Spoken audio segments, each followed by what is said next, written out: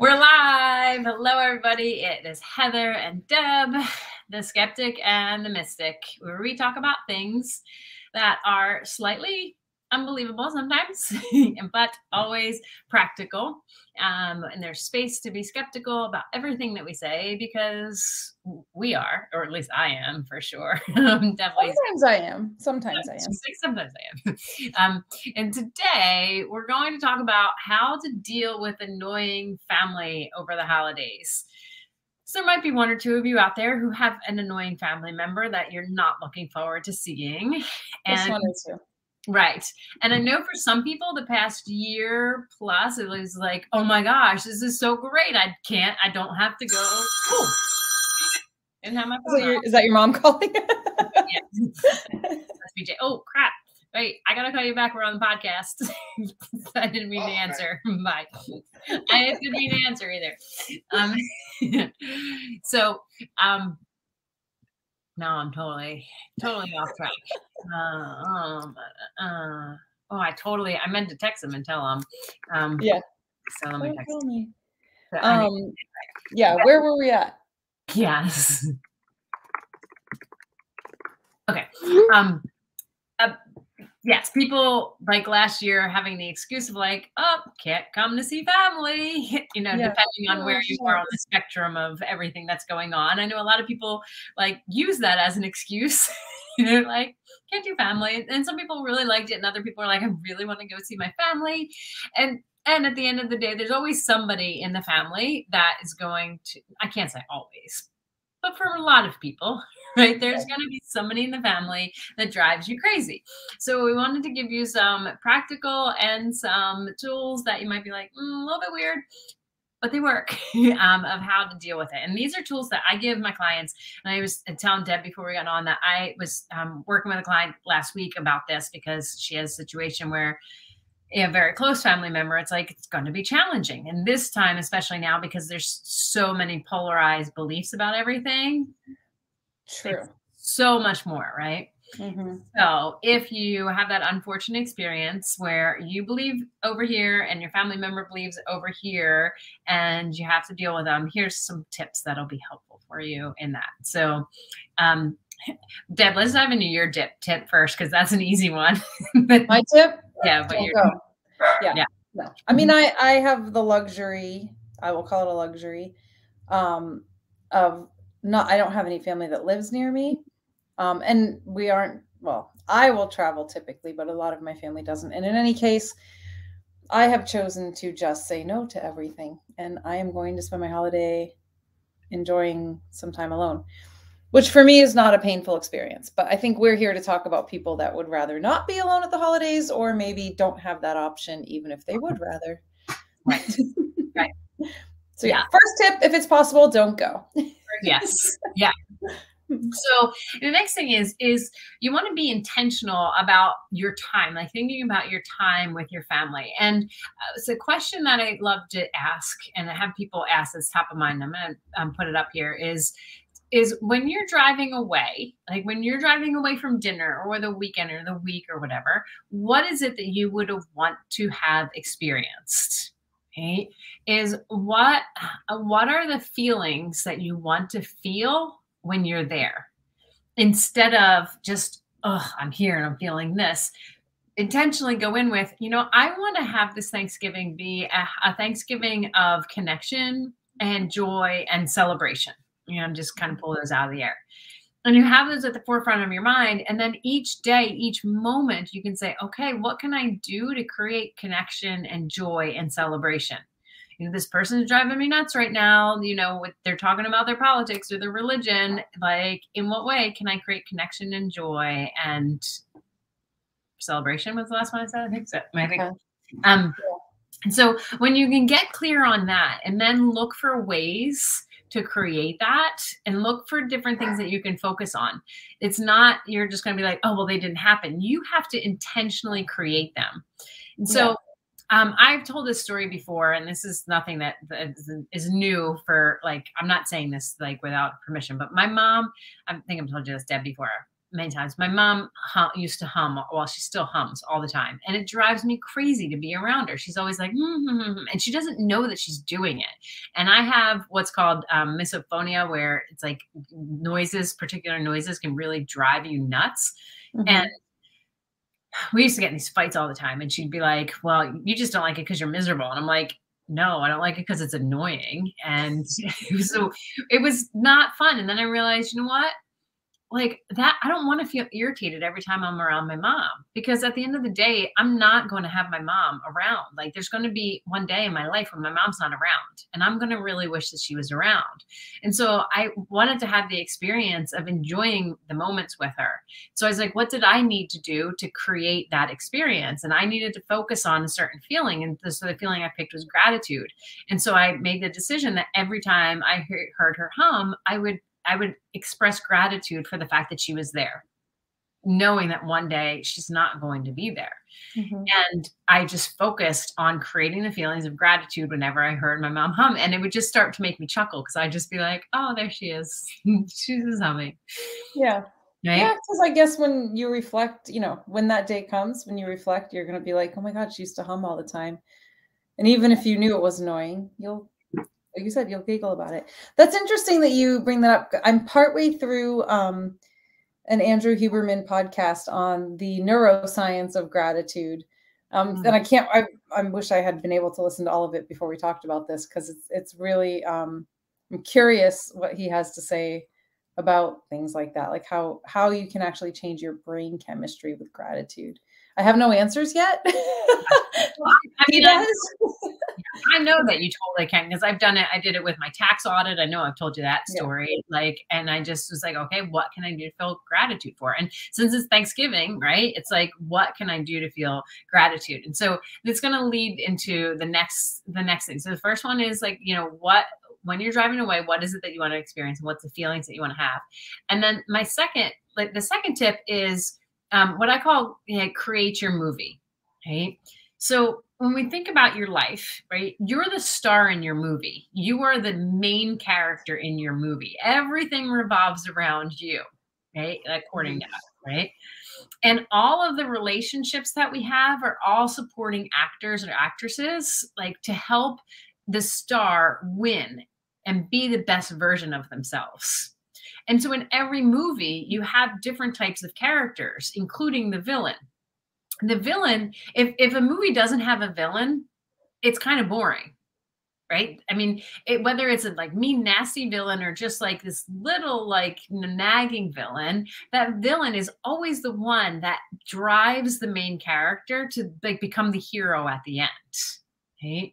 And most people are like, oh, that person's so annoying, I don't want them, but forgetting that they're the ones that are going to help them the most, right? So when you think about as a movie script, each character is given a script and it has a description of their character. So it could be, like annoying uncle. It could be, like worried mom. Have all these descriptors of what that character's role is. And they're all created again intentionally to help the star like win at the end, right? And when you think about that person in your life that you're like, oh God, I'm going to have to see them at Thanksgiving and deal with them, take a few minutes beforehand and write down all of the characteristics about them, just so you can get clear on paper. Right? And then when you're around them and they're doing those things, right, you get to laugh and be like, oh my gosh, right? There's Uncle John just being Uncle John. Like he's doing such a good job playing his role. Like he's doing amazing. Like I almost want to give him an Oscar. Like he's doing such a good job. Like, oh, right on cue, here he is bringing up politics, or right on cue talking about like how worthless my life is or whatever, right? But he's doing exactly what the role that he was created to in your life. Okay? I'm pretty sure I can apply this to coworkers. Absolutely. 1,000%. Right? Coworker, anybody in your life. Absolutely. Right. And so you think about, okay, if this were true, like that everybody's just playing this role to support me in my life, help me be better, right? What would their annoying, like what would their annoying characteristics be? And then what way could those characteristics propel you towards your growth? So say it's your mom, it's your naggy mom who's like, when are you having kids? Why can't you like make better decisions in your life, right? What are the things of her doing that? What have been the positive benefits of that? And if you're like, nothing, she's just annoying, right? Take a few minutes, right? It could be, wow, and her doing that, that helped you to actually think about what it is that you want, not what she wants. Right? And just that alone is huge. Mm-hmm. Right? And then lastly, like if you got an Oscar for your role, what would you thank those annoying characters for? Because people get up and they're like, I want to thank this person and this person, right? Think about that annoying character and think about, oh gosh, what would I be grateful for them for? And this is a really fun way to not be in that space of being annoyed the whole time during dinner or the time around them, to be like, oh, they're so annoying. But it's like, oh my gosh, look at them. Like they're doing such a good job. And you just get to chuckle and smile. And people are like, what's she smiling or he's smiling about? And you're like, nothing, just enjoying being here. Like just really enjoying you be you. Yeah. And this, I have so many clients who have had like exes, ex-spouses and stuff, and that are horrible people, and they've gotten to the point where they're just like, yeah, I'm just not even triggered by them anymore. Cause I realize that's just them being them. And when they do something, I just am like, oh, there they are again. That's awesome. So it's so funny because what everybody listening doesn't know is we attempted to record this episode last week, and I had like a totally ridiculous situation at work where someone was just very much being them. Mm-hmm. And like that whole, there's like a whole arc that happened that now, I mean, I've been laughing about it already, but in this frame, even today, a couple little things where I'm like, wow, she is so good at her role. Mm-hmm. She is so good at being a Fox News watcher. Because that's generally how I realize, oh, okay, I get it. It clicked. Like, Mm-hmm. I see how you are. Right. Because if the world had, just people who bought into the mainstream narrative, if it was just all them, like there would be no contrast and there would be nothing. Or if it were just people who were like, hey, I see what's going on here, then it wouldn't be fun. Like we have to have the contrasts. Yeah. Right? Yeah. So let them play their role. And I'm telling you, because I have family members like this, and I'm just like, oh, it's so much more enjoyable being around them because I can just sit back and observe and just be like, yeah. And I think, I'm sure you're getting there, but the idea of then putting yourself in the place of how do you want to be perceived in that situation, and having a clear vision before you go into it of how you want to show up, then just, it kind of then helps you react. Like, wait, how does my character react? And I can apply it. I mean, I guess I'm still in the frame of that coworker situation, but can look back on it and think like I handled it perfectly. Like she didn't rattle me. You know what I mean? Like, I guess so she didn't know she rattled me, and when she rattled me, it was only like temporary. And then my responses were always like, I'm like, I knew how I wanted to show up, and I just took a little breather, and then, okay, how am I going to respond or not respond? Because sometimes that's the better choice. Well, yeah, and there's a word that you said, like how you want to react, and there's a difference between reacting and responding. Reacting is acting without thinking, and responding is being intentional with your actions. True. And so when you go in and you're clear about what I want to feel, right? What are the feelings that I want to feel, and what is these person's role play to help me, be even the best, even better version of myself? Then you're like, oh, look at that. They're doing this. Right. And it makes it so much easier. So the next thing is to view the experience, whether it's dinner, a couple of days, right, as a non-silent meditation retreat. So silent meditations, you go in and it's just that, right? You're just silent and you're just with your thoughts the whole time. But one of the things that you want to do whenever you're meditating is focus on breathing. When we're intentional about our breath, it slows our nervous system down.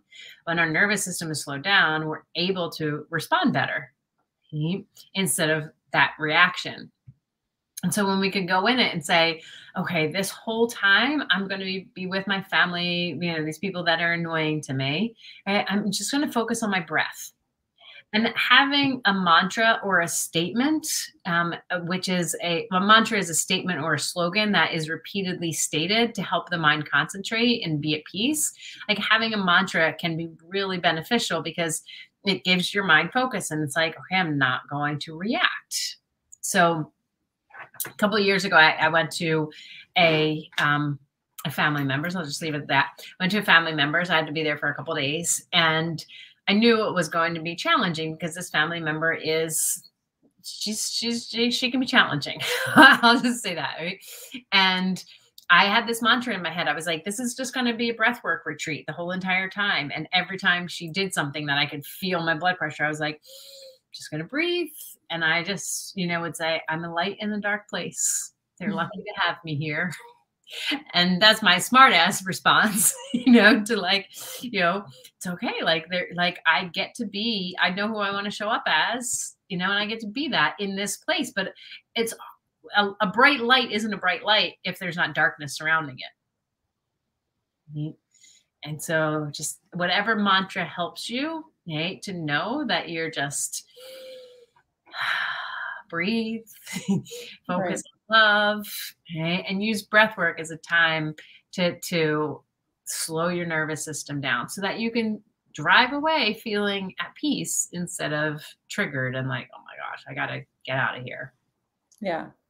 Yeah. I think there's also something to doing this ahead of time. And without this type of practice, if people know they're going into a situation where their family's going to drive them crazy, they already start rehearsing all the things that are going to drive them crazy versus how, you know what I mean? This is the flip side of it. But without doing this, you're on your way there thinking, oh God, Uncle Joe's going to be so annoying. And I guarantee they're going to do this. And you're already fired up before it even happens. Yeah. Yeah. And that then creates like this energy in you that then they're going to feed off of. And you think they're being annoying, but they can catch into you and they're like, well, your energy is this. And right. And then it goes in that pattern that you've done for how many years? Mm-hmm. Yeah. Yeah. Okay. So speaking of patterns, the last thing, and this is where we get into the woo a bit, right? That is to get some energy work done to release those feelings towards your family members, right? There are things, I'm going to put up a couple of statements, but, working on things like, I forgive my mom or dad for, whatever. Like if you're carrying around things that you are like holding against them, that creates that tension energy that then creates this like anxiety within both parties. Mm-hmm. And they know that they've screwed up or they feel like, well, I've never been able to be a good enough parent for you. And you're like, well, you did this and you did that. Right. So that it's going to just have that bickering energy. So that's a statement that we can work on together, which it's 2 days before Thanksgiving, 3 days. We might not be able to work on it before, but at least for Christmas, get on our calendars. Right. Absolutely. Yeah. I release all like anger, resentment, bitterness, frustration, pain, like, towards my sister, my brother, my aunt, my mom, my dad, right?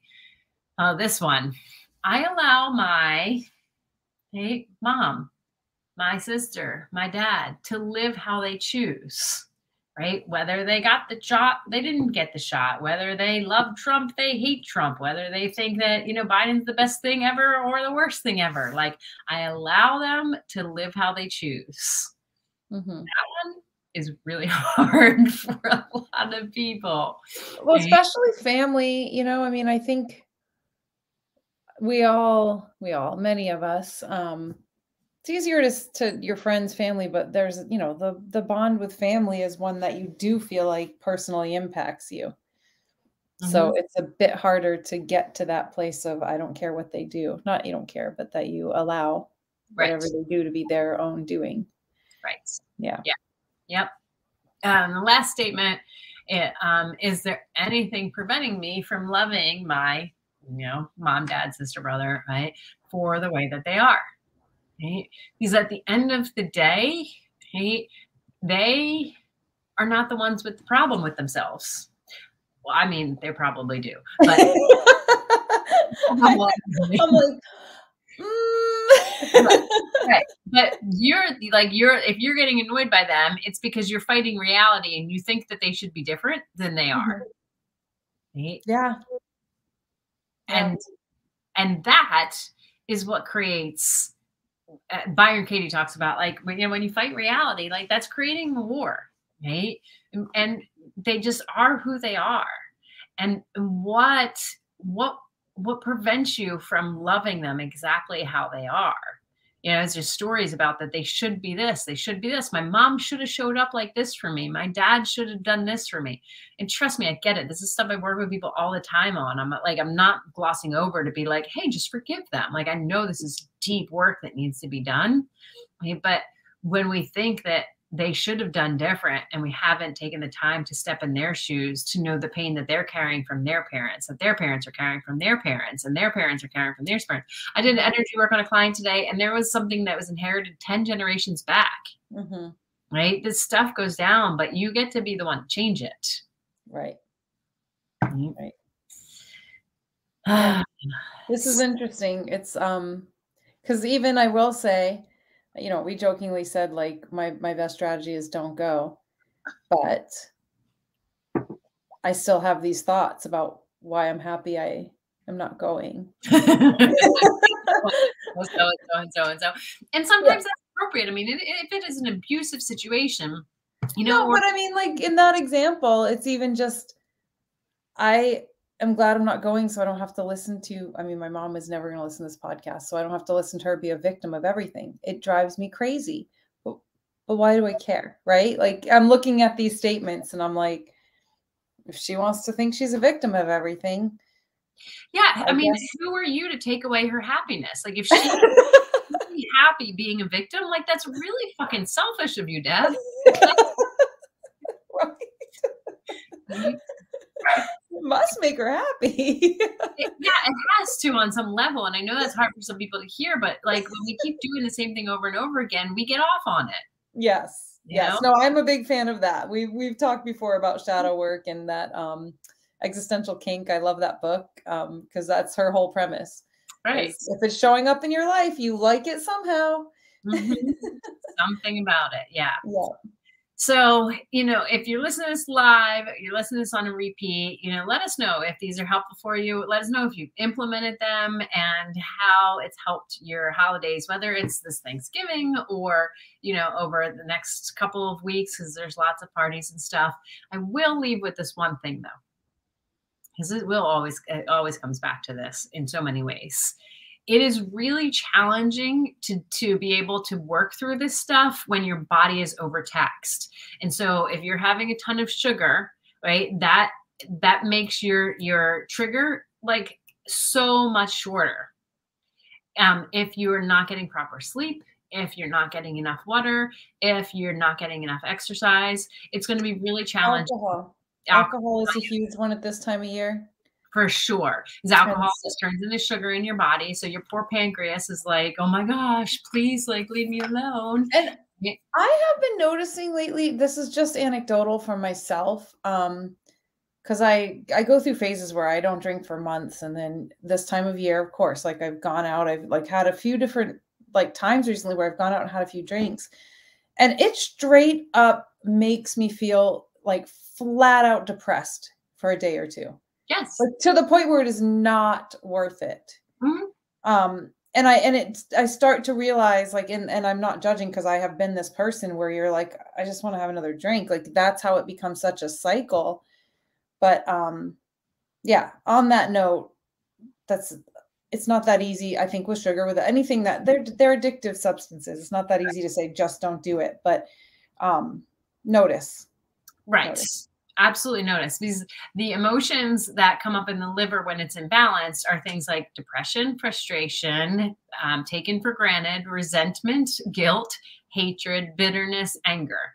Right. Mm-hmm. And if there's any feelings during the holidays that people have around their family, right, it's those You feelings. just listed them all. Yeah. Right. Yeah. And so, And compound that with endless desserts and free-flowing drinks, and it's kind of a recipe for right. almost inevitable problems. Yeah. Yep. Yeah. So be really careful, just to, to be mindful, like Deb said, of what you're consuming, right? If you do overindulge in sugar sweet, get something salty, like a pickle, right, to combat it, or some salty nuts. That will help to balance out that energy, because the drinking is this very expansive energy and salt is contractive. So it'll help to balance it out. Himalayan salt in your water, even. That's one that I think we talked about that recently for some other reason, but that's one of my tricks that actually really helps work, because it also helps you rehydrate. It helps balance your blood sugar, but also helps the water get into your cells so that you're actually hydrating a bit better than plain water. Yeah. Yep. Yeah. So all of that makes it much easier to do all these other things that we just said. So getting clear about what it is that you want to feel, right? Look at your life as a movie, right? And that you're the actor and everybody else is supporting actors and actresses, right? And what are their roles? And just applaud them for being amazing at their roles, right? View the experience as a non-silent meditation retreat. Like, have a mantra, right? Look into breath work, like remind yourself of doing breath work, right? Breathe. And this easy breath work is like, do box breathing. Breathe in for 5, hold for 5, exhale for 5, hold for 5, right? And everybody's like, what are you doing? And you're just so peaceful. And you're like, just breathing. Yes, I am. Yeah, exactly. And then get some energy work done. Can't get it done before, after, to work on some of those statements that we said. So let us know if this is helpful for you. Have an amazing time. Stay away from sugar as much as you possibly can. And we won't see you. Yeah, I'm like, wait, next week. Yes, next week is a Monday. Were you going to play your Kyle Cease video? Oh my gosh, let's play this real fast. Share to do this. So this video, will leave you with this. It's a fun little video, and I just gotta figure out how to screen share this. Let's see if this works. I gotta put my glasses on. Sorry. Entire screen. Share. And I don't know. Can you see the screen now? How enlightened families argue? I can. Well, I'm aware that if I start off the night by talking about what I do for a living, that I will get everyone to give me some approval and love, because I'm under the illusion that I'm not loved as is. I'll start off the conversation by telling everybody here that I had a really good career this year. Kyle, I can sense you're asking for my love, but I won't give it to you. Obviously, you saying that really is more painful for me, because you've raised me since I was a little kid, and that caused me to believe that I get my sense of happiness from your approval. So at the moment, I'm under the illusion that I really need it and I can't breathe unless you give it to me. So I've created an identity by helping you understand how life works. And if you go off and become independent, I believe that my identity is going to die. God, I just feel so much more love and connection from my friends. Ouch, man, I could let her choose to have her feelings, but I'm going to make that about me and how much I hate myself as a mom right now. What did you just say, honey? I'm choosing to rebel against this family. And we're choosing to be in denial about that. I'm aware that if I fake laugh, it'll create the illusion for you that we're a fun place to be. That's true, honey. You know, you're a teenager, and, you should be able to do your thing without it meaning anything about us, but I'm going to choose to make it about us. I'm going to choose to double that, and we are going to be hell for you. I want to disconnect myself from all this emotion with alcohol. So disconnection. Yeah. To drowning your pain. Pretending that everything is okay when it's not. This family is crazy. Mm-hmm. The real problem is that I'm in complete resistance to the fact that this family is crazy. Mm. I could allow everyone to just do what they need to do, but instead I'm trying to control the situation by diverting conversation to this weird man. Oh. Thank you, Carrie. I'm running away from a long list of problems. I'm trying to hide from all of you. And if I keep smiling, I know I may impress you, and I'll achieve my goal of getting into Carrie's hands. Well, tonight I have learned a lot of habits that I will have for the rest of my life. I choose to use alcohol to get me to that place.